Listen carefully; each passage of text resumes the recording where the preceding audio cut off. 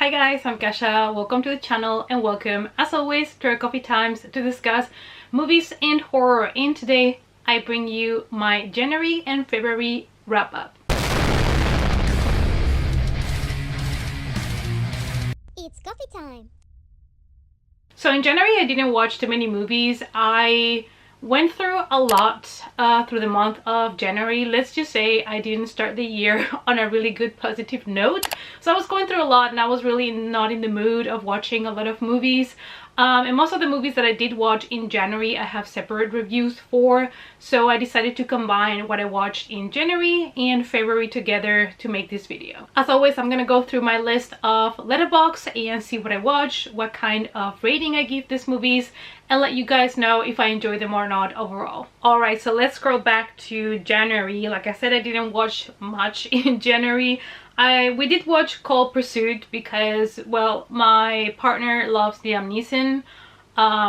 I don't mind him, but I feel like his last movies are all the same thing, the same absolute character over and over again. It's always somebody takes away family member, somebody he loves, and he goes on a revenge kind of killing spree, and that's exactly what this movie is about. But we were looking for something just simple to watch, and honestly this works. If you're looking for a simple action movie, this might be for you. In this case, he's a snowplow driver and his son is murdered and he doesn't believe what the police are saying after the investigation, so he decides obviously to take matters in his own hands and starts to track down his son's killer, seeking revenge, like I've mentioned. So that's all you're gonna get from this film. It is very predictable, is, you know, the same story that you know from Liam Neeson's latest movies. Plot has been recycled over and over again. After that, I watched Nanny, which is an Amazon original. This one I did review, and it's about an immigrant woman that moves to the States looking for, you know, the American dream, and she starts working as a nanny. But she starts getting like these weird nightmares and she doesn't know why. Most of the nightmares involved her son and water, and the reason why she moved to the States is so that she could save up money to bring her son also to the United States with her. I enjoyed the film. I felt like when it comes to the horror, it was really repetitive, so that's why it kind of didn't work for me at the end of the day, but I feel like it's worth a try. So then I watched The Pale Blue Eye, which is on Netflix, and I really enjoyed this one because I felt like the acting was top notch. I really enjoyed the story and the mystery. It's basically a guy that is being hired to solve a mysterious murders that have been happening with some cadets, and he starts investigating these grisly murders. So of course, the deeper we go into the investigation, more secrets are gonna come to the surface. I think that even though the mystery was kind of predictable, that it was also well executed when it comes to the production and all of that, that I really enjoyed the film. It has such good winter vibes, and the actor they chose to portray Edgar Allan Poe was absolutely fantastic. So if you like gothic stories, Edgar Allan Poe in general, you might enjoy this. And then I watched Terrifier 2. This was a rewatch for me. I was able finally to watch it in the cinema with an audience, and I was so pumped and so excited to see people's reactions, and I was not disappointed. Still love this movie a lot. So if you can handle a lot of gore in your face, mutilation, like really savage, this might be for you. Especially if you watch the first one, you kind of know a little bit what you're getting yourself into. And I'm really excited about part 3. I don't know what the director is gonna do now, because I think that this one set the bar quite high when it comes to the kills. So I'm excited to see what kind of deranged ideas he comes up with. Then we watched Them. I don't even know how I came up with this film. I think I found it randomly scrolling on Amazon Prime, and I decided to put it on because I thought the concept was interesting, and it was one of the most repetitive, boring movies I've ever seen, sadly. Basically, humans live in a constant dream that repeats itself. So basically the humans are dreaming whatever they want, they can control their dreams, and some humans are able to wake up, others are not able to wake up. It's just very like conceptual, and I feel like they had a good idea, but it was at the end of the day confusing, repetitive, and boring, at least for me. So sadly, I cannot recommend this one. Next, I watched Junji Ito Maniac Japanese Tales of the Macabre, which I also review. Most of these things I have reviewed in my channel if they are horror. So Junji Ito is a guy that has been doing mangas for a long time, and they are all really disturbing, horrifying, and they are quite intense, and I enjoyed the TV show that Netflix did. It is an animated show. However, I felt like not all the tales were so well executed, but I felt like it is also really hard to capture the essence of Junji Ito's works and put it on the screen. I feel like it is a lot better in paper. But it's still really good if you enjoy Junji Ito in general, or if you're looking for some horror anime. I still encourage you to check it out. Then we're moving on to February. So in February, we went to the movies for a doubled feature, and we watched Plane because, well, my partner loves action movies, so sometimes I have to sacrifice. Compromise. So this is an action movie with Gerard Butler. This one was not as bad as the other film that I watched last year. This one was actually kind of entertaining but predictable, and of course you have to put yourself in a little bit of disbelief in order to accept the story. It's basically a pilot who is having an issue with the plane, and they have to kind of do a last minute crash landing somewhere, and they end up landing in an isolated island that has basically no law, no police, and all bets are off. And so he finds himself there stranded with his crew and no way to contact anybody. So because he ends up in this kind of war zone with no law, he's scared that he himself and his passengers are gonna be put in danger. So he needs to come up with a plan to survive and to get everybody safe out of this place. Yeah, it's a, you know, typical action film, so if you enjoy it, I do think it's worth a watch. Then we watched Knock at the Cabin, which you guys know I really enjoyed. I still felt like the book was better, but this is one of the M. Night Shyamalan movies I didn't hate. Probably part of is because I was familiar with the original work, with the book, and I really loved the book. Plus the actors were so good. Dave Bautista in this film was absolutely stunning, and I felt like I wasn't bored with the majority of the film until the end, because the ending was just not for me. But this is a story about a gay couple that is spending a holidays at a cabin in the woods with their daughter, when a couple of strangers knock at their door and they want to come in, and they want them to make a really difficult decision in order to save humanity from the apocalypse. So that's the pitch. Then I went to the Fantasy Film Fest and I watched a total of 9 movies there. So first I watched The Lockdown Tower, which I already have reviewed, and this is a French movie about basically a really dark, a black fog that comes around and just takes over a building, and the people that live inside of the building are unable to leave, and they are being trapped there for weeks turn into months turn into years. And it kind of depicts how humanity would handle such a situation when you are unable to leave and you also have limited resources when it comes to food and water. I thought the concept was really interesting, so if you have access to the film, do check it out. Then we watched Hit Big, which was I think this was a Finnish comedy, and it was really funny. It's all, you know, one of those comedies where somebody in the family has money and everybody else is trying to steal it from them, a kind of feeling. It was very silly, but it had good moments. But yeah, didn't really, you know, do much for me. Then I watched Evil Eye, which is a Mexican horror film that I've already talked about as well.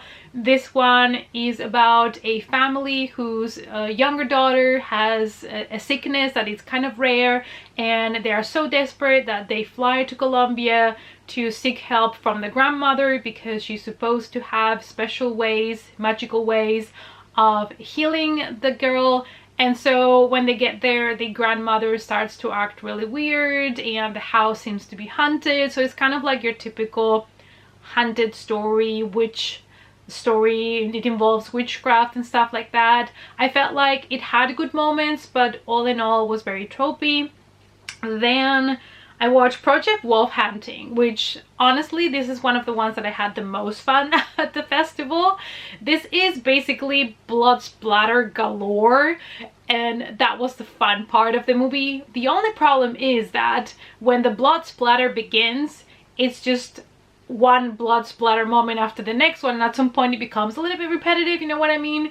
But if you love people to get killed, smashed, blown away, torn apart, this one's for you. It's basically a bunch of criminals are being transported by boat with some police officers that are with them, and of course in the middle of the night they try to escape and shit goes down.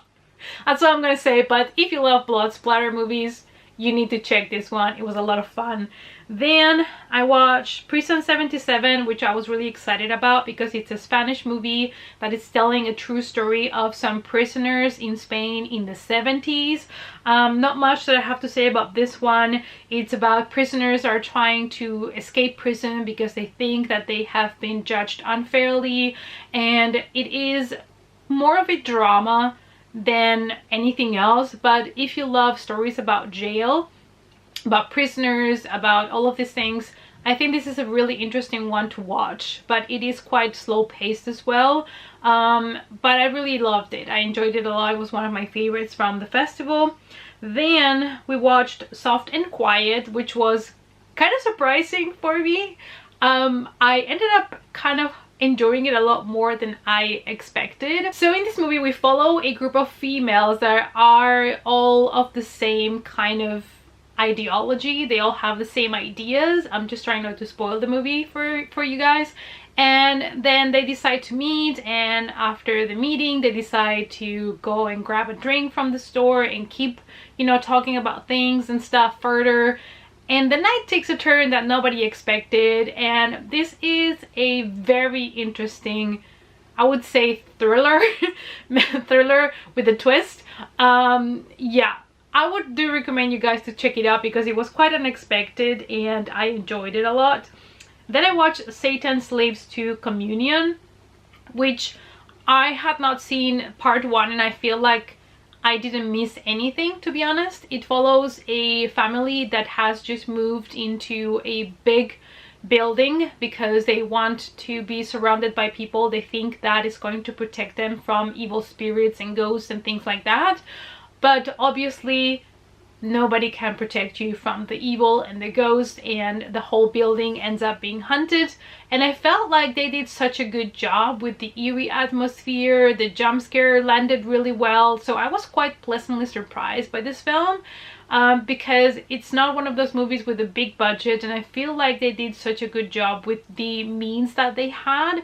And most of the film takes place in this building, but they utilize every little bit and pieces and corners of it to make it work, and I really enjoyed it. So then we watched Nocebo, which I'm not really gonna talk much about because I still have to upload my review, but it was another one of my favorite ones from the festival. And then I watched Good Boy. We were unsure if we wanted to stay to watch Good Boy because it was the last one on Sunday night, but then everybody said you have to stay, it's really good, so we did. And actually I loved it. I had so much fun. And this is a movie that it's predictable, but you're having so much fun with it that you don't even care. It was just a blast. The movie follows a girl that finds this guy on a dating app, and she meets with him and they kind of connect, and she doesn't know that he's a millionaire, but you know, she decides to start dating him. And she gets a little bit shocked because this guy lives with a friend that dresses up as a dog. That's what the movie is about. So it was quite interesting, and like I said, I enjoyed it a lot more than I expected, and I do recommend you guys to check this one out. After the film festival, I was back home and I watched Pamela, A Love Story, which is a documentary on Netflix about Pamela Anderson and what happened to her and all of the things, you know, with the scandal, with the sex tape and stuff like that. And I thought it was really insightful and interesting, and it gets you thinking again how much the media twists and turns information, and they can make you or break you. And I do feel for Pamela, to be honest, because the whole situation she was put in was quite unfair for her. I have not watched the TV show based on their love story, you know, these Tommy and Pamela. And I'm glad that I didn't, because I don't think that show is fair to them, and I don't want to know what they did with the show, even though I do like the actors, but I feel like I'm just not gonna watch it. Then I watched Missing, which I also talked about, and I really enjoyed it. This is not a direct sequel to Searching, but it's kind of in the same cinematic universe, if you might say. So this is a mystery thriller that is being told through screens, you know, like mobile, your PC, your laptop, through security cameras, all of these things. And it was quite interesting. I felt like this one maybe pushed the limits a little bit too much when it comes to how many twists and turns the story had. But honestly, the tension was there the whole time, and it was super interesting. So I do recommend you guys to check it out, especially if you love Searching. Then we watched The Whale, which was quite depressing. The Whale follows this professor that teaches online classes, and he's really ashamed of the way he looks because he is overweight, but there is a reason why he got that big, and he is quite sick because he is really overweight. So it kind of follows his story. I don't want to tell you too much about the film. It is an A24 film, so you can expect some weird moments in the film or unexpected bits, but all in all, I enjoyed it. I don't know if I was 100% on board with the way they ended the film, but I think that it was quite effective, and I really enjoyed the movie. And Brendan Fraser's performance, same as Sadie Sink, were amazing in the film. And moving on to Ant-Man and the Wasp: Quantumania, I was a bit disappointed.